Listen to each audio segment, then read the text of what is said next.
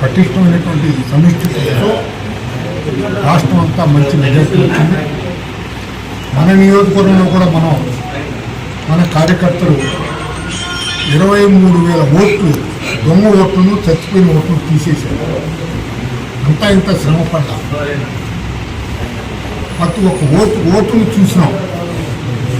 23,000 ఓట్లు తీసేసినాం, 12,000 ఓట్లు చేర్చినాం. అయినా కూడా రిజల్ట్ ఇక్కడ సక్రమంగా రాలేదు. కోడులో 207 మందికి నెల 1000 రూపాయలు లెక్కన 2,07,000 రూపాయలు నేను ఇస్తున్నాను అని అంటారు. వినేదానికి కూడా ఉంది.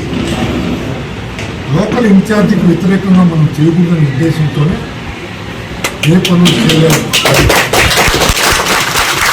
మనం పనిచేసినప్పుడు మనకు వ్యతిరేకంగా పనిచేసినటువంటి ఇన్ఛార్జీలు కూడా ఉన్నారు.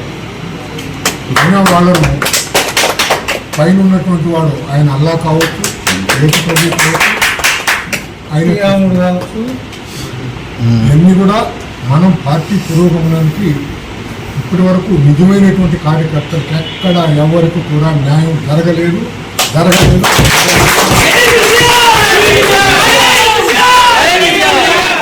నిలువెత్తు సాక్షి మన అనసూయమ్మ గారు పార్టీ ప్రెసిడెంట్గా కానీ ఆడబిడ్డ అయిన పొద్దున్నే 5 గంటకల్లా వచ్చి అన్ని కార్యక్రమాల్లో పాల్గొన్నారు. పార్టీ పదవులు చేశారు, డబ్బులు ఖర్చు పెట్టుకున్నారు. పార్టీ వస్తుంది వాళ్ళు ఎక్కడ ఉన్నారో కనపడగా పాచి పెట్టినట్టున్నారు. ఇప్పటికైనా సరే భర్త ఈరోజు చంద్రబాబు నాయుడు గారు నేను గుర్తు చేస్తున్నా. మనం ప్రతిపక్షంలో ఉన్నప్పుడు ఎంతోమంది జైలు పోయారు, కేసులు ఉన్నాయి. వాళ్ళందరినీ చేరదీసి దరి తెచ్చుకొని వారికి సముచిత స్థానం కల్పించవలసిందిగా నేను కోరుతున్నా.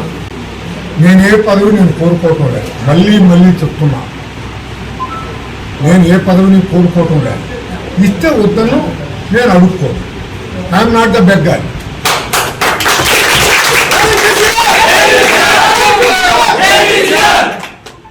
కాబట్టి కష్టపడిన కార్యకర్తలకు మీ పుట్టినరోజు సందర్భంగా మా యొక్క విన్నపం, కార్యకర్తను గుర్తించండి, వారికి సముచిత స్థానం గౌరవించండి.